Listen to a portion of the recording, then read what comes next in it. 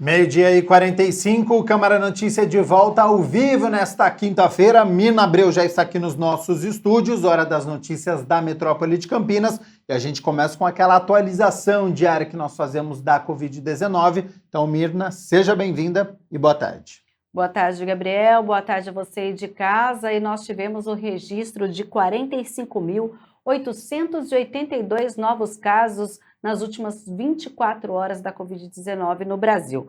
Assim, o país soma 29.478.039 casos da doença desde o início da pandemia. São 355 registros de óbitos, somando assim 655.940 mortes devido à doença, e ficam aqui as condolências da TV Câmara Campinas. Agora nós vamos falar da região metropolitana de Campinas.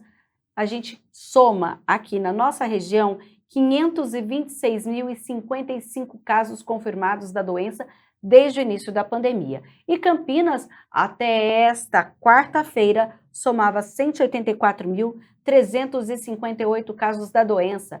Indaiatuba, 53.283, Sumaré, 38.606, Americana, 37.172 casos, Santa Bárbara do Oeste, 32.410, Hortolândia, 30.432, Valinhos, 23.038, Itatiba, 22.918, Paulínia, 22.481 e bem abaixo agora Vinhedo soma 13.223 casos da Covid-19, Cosmópolis, 11.170, Jaguariúna, 10.228 e agora os municípios da RMC com menos de 10 mil casos da doença. Arthur Nogueira, Nova Odessa, Montemor, Pedreira, Santo Antônio de Posse, Engenheiro Coelho, Olambra e Morungaba. De acordo com esta última atualização da Prefeitura de Campinas, 699 novos casos aqui na cidade. Quando a gente fala em óbitos na RMC, são 12.252 mortes confirmadas desde o início da pandemia e Campinas, até esta quarta, somava 4.992 óbitos. Sumaré, 1.073, Americana, 951, Santa Bárbara do Oeste, 875, Indaiatuba, 844, Hortolândia, 796, Valinhos, 452, Itatiba, 352, Paulínia, 334. Na sequência, Nova Odessa tem um registro de 242 óbitos desde o início da pandemia.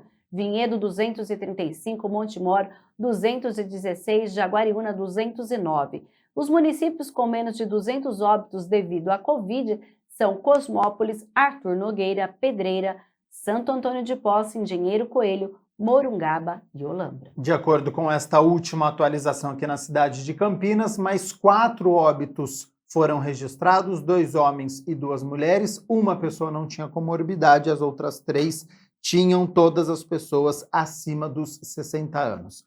Mirna Abreu, a gente trouxe essa semana aqui já na cidade de Campinas, teve dia que já teve mais de 2 mil casos, agora foram registrados 699 pessoas. Apesar deste número que a gente considera alto de pessoas que estão testando positivo para a Covid-19, quando a gente fala de internação, esse número está em queda. É uma notícia boa neste cenário. Olha, desde dezembro, quando a gente teve aí um pico aqui na cidade, e era predominante a variante Ômicron, é a menor taxa registrada no município, 57,80%. A gente tem na cidade 109 leitos disponíveis, dos quais 63 ocupados.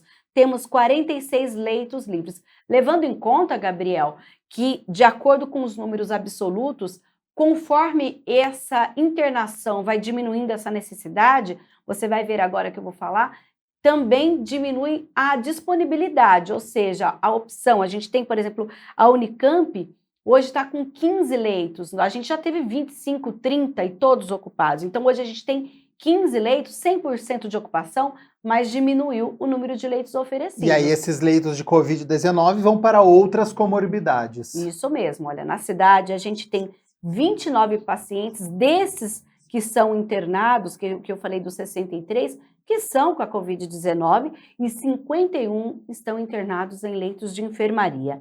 Lá na rede Mário Gatti, a gente tem 49 leitos, 20 ocupados.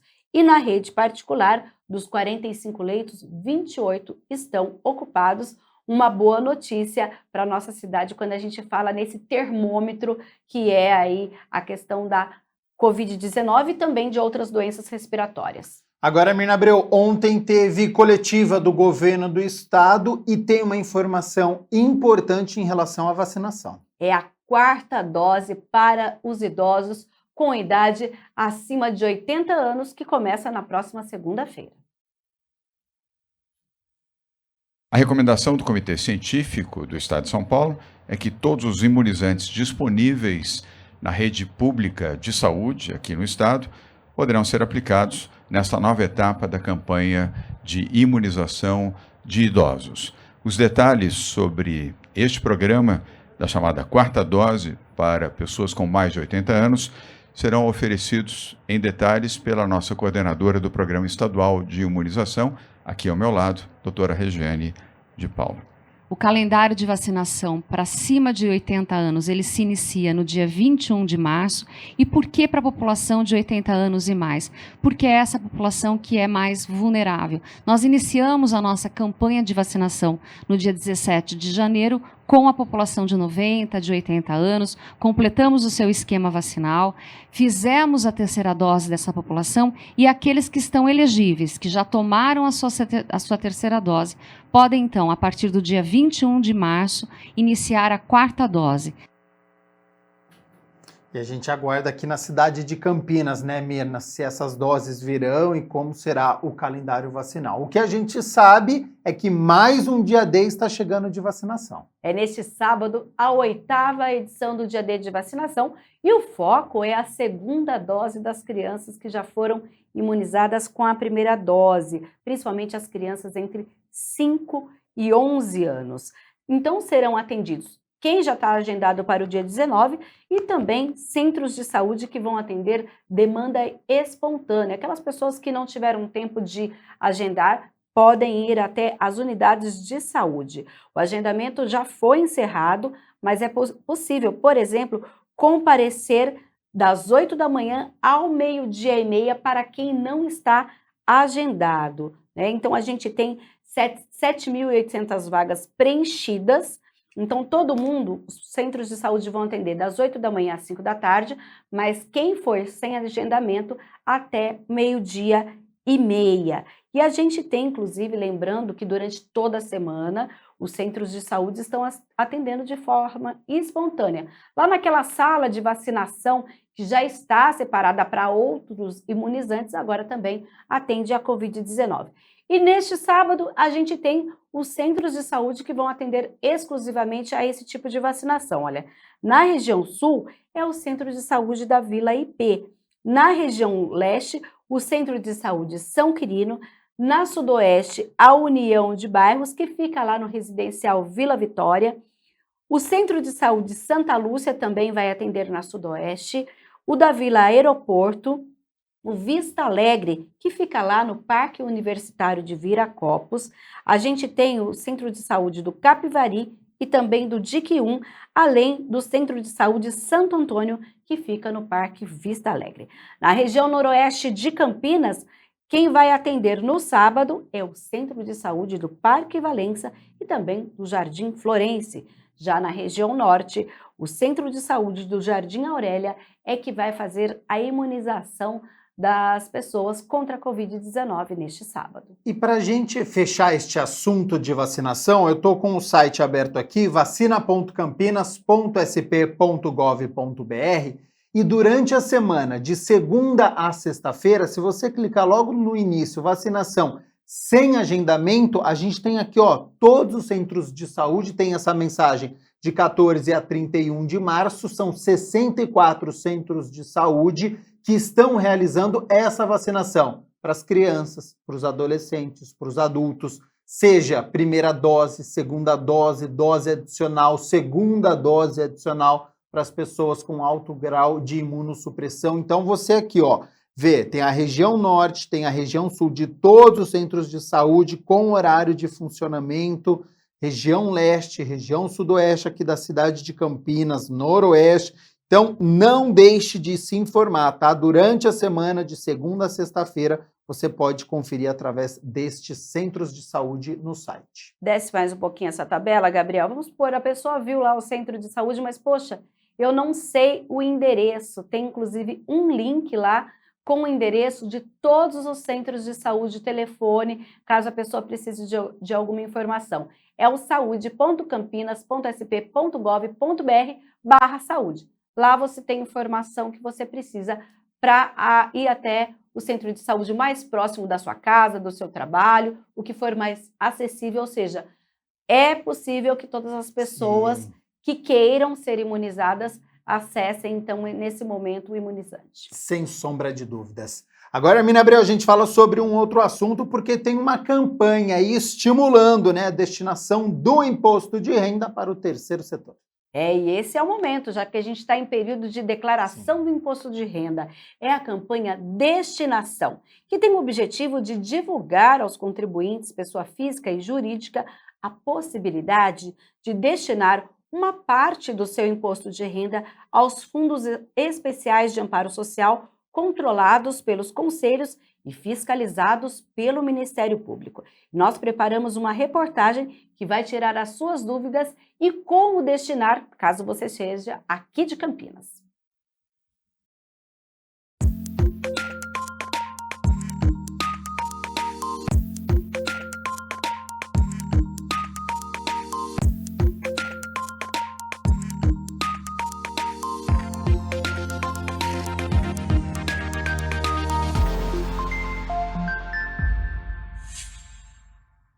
Muita gente tem dúvida de como é feita a destinação de parte do imposto de renda aos fundos especiais de amparo social controlados pelos conselhos e fiscalizados pelo Ministério Público, para incentivar as pessoas a doarem. Fomos então à Prefeitura de Campinas e conversamos com o coordenador departamental de gestão financeira e contábil dos fundos da criança e do adolescente e do idoso. A destinação do 6%, né, do imposto de renda, pessoa física, né? É feito diretamente nos sites dos dois fundos aqui de Campinas, fundo da pessoa idosa e fundo da criança e do adolescente, né? Essa destinação é muito simples, a pessoa só precisa acessar a página do fundo, se cadastrar, caso não seja cadastrado, e realizar a destinação. No caso aí, gera um boleto e ele precisa fazer o recolhimento desse boleto, aí ele já vai estar fazendo a sua contribuição, né? Destinando parte do seu imposto de renda devido, ou seja, esse imposto já é devido, não é um imposto a mais que ele vai pagar, não é um valor complementar, não é um valor que ele, de fato, ele deve para o fisco, né, federal. Então ele vai direcionar para Campinas, né? E sabendo que no fundo da criança ele tem ainda a possibilidade de fazer com que uma entidade que ele, de livre escolha dele, possa receber parte desse recurso. Para o fundo do idoso, também da mesma possibilidade, tem uma página no site da Prefeitura que permite que a pessoa possa se cadastrar e fazer a destinação. A pessoa física não pagará um valor maior de imposto, nem terá o valor de sua restituição diminuído. Sim, além dos 6% que pode ser feito direto, né, na página do fundo, agora, no momento de entrega da declaração, todos os anos, no momento de entrega da declaração, as pessoas físicas podem doar até 3% do seu imposto de renda devido, né, direto na declaração, ou seja, direto, essa informação vai ser passada direto para a Receita Federal. Então, essa é uma forma muito prática, muito segura, porque eu sei que muitas pessoas, às vezes, não fazem a doação por falta de, às vezes ficam inseguras, acham que vai cair na malha fina. Isso é uma informação muito antiga, né? Que isso não procede mais há décadas já. Pessoa física. As pessoas jurídicas, somente durante o ano calendário, né? Não dá para você destinar agora no momento de entrega, mesmo porque é outro procedimento, é um outro processo, é um outro tipo de controle e um outro tipo de declaração. As pessoas físicas, elas podem doar durante o ano calendário 1% do seu lucro, né, do seu imposto de renda, do seu imposto de renda devido. somente as empresas que utilizam o regime de tributação do lucro real. Não é qualquer empresa que podem fazer isso. Essas empresas elas podem doar 1% tanto para o fundo da criança, quanto 1% para o fundo do idoso. Para que essas informações cheguem ao conhecimento de todos, está sendo realizada uma campanha. Importante saber que essas doações são uma das principais formas de captação de recursos dos fundos sociais, que serão investidos somente nos programas e ações de proteção, defesa e garantia dos direitos das crianças e adolescentes e da pessoa idosa. É exatamente o que explicou em live o coordenador técnico das ações, a campanha Destinação da Receita Federal do Estado de São Paulo. Uma vez que o recurso vai para este fundo, ele não pode ser gasto com nenhuma atividade diversa da qual aquele fundo está vinculado. Então, se é o fundo da criança, aquele recurso só pode ser gasto com programas, projetos e ações voltadas para a criança e adolescente, nos termos lá do ECA, o Estatuto da Criança e do Adolescente. No caso do fundo do idoso, a mesma coisa, esse recurso só pode ser gasto com as ações voltadas para a pessoa idosa nos termos do Estatuto do Idoso. A gestão desse recurso ela é uma gestão compartilhada, tá? Ou seja, você tem dois atores que atuam na gestão desse recurso. Você tem o conselho respectivo, no caso do Fundo da Criança, o Conselho dos Direitos da Criança e Adolescente, no caso do Fundo do Idoso, o Conselho de Direitos da Pessoa Idosa. Então, o conselho, ele vai deliberar. Ele decide como é gasto esse recurso.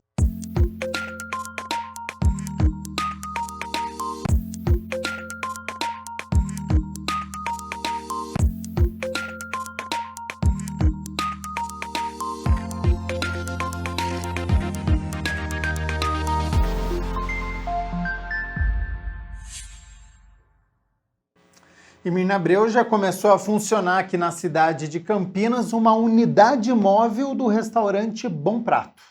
Começou sim. O anúncio foi feito nesta quarta-feira pelo governo do estado de São Paulo e hoje já tem um caminhão tipo VUC que fica ali no Jardim Satélite Íris, na rua Alcídio Rodelli, na altura do número 181, lá no Campo Grande. A ideia é que faça a distribuição de 300 refeições no horário do almoço de segunda a sexta-feira. O modelo, de acordo com o governo, começou em dezembro do ano passado, lá na região de Perus, e Campinas é uma das cidades que vai ter esse novo caminhão itinerante que cada semana vai ficar em um bairro. Então a gente lembra que esta semana o caminhão do Bom Prato com almoço a R$1 está ali no bairro Satélite Íris, na rua Alcídio Rodelli, na altura do número 181, no distrito do Campo Grande. Agora, Mirna Abreu, para encerrarmos as notícias da metrópole de Campinas, para quem está nos acompanhando, quer fazer aquela visitação guiada na Mata Santa Genebra, já tem como fazer? Tem sim, olha, é só entrar lá no site da Fundação José Pedro de Oliveira, que abre agora o agendamento para escolas públicas, particulares e outros grupos com vagas limitadas para no máximo 40 participantes. Essas visitas têm as datas lá, são para o primeiro semestre de 2022. Roteiro de atividades que são acompanhadas por monitores varia de acordo com a faixa etária de estudantes, no caso das escolas. A programação inclui apresentações sobre os aspectos da mata, caminhadas nas trilhas, visitas ao borboletário e também ao meliponário, que é a coleção de colmeias de abelhas nativas sem ferrão, proporcionando aí grande contato com a natureza. As atividades acontecem sempre de terças e quartas-feiras, das 9 horas da manhã às 11 e também da 1h30 da tarde às 3h30. Anota aí então, FJPO Santa Genebra, tudo junto, que é Fundação José Pedro de Oliveira, .sp.gov.br. Tem alguma dúvida? Tem e-mail também, olha, é contato.fundacal, de fundação, @fjpsantagenebra.sp.gov.br e bom passeio. Exatamente. Então, Mirna Abreu, muito obrigado pelas notícias da metrópole de Campinas.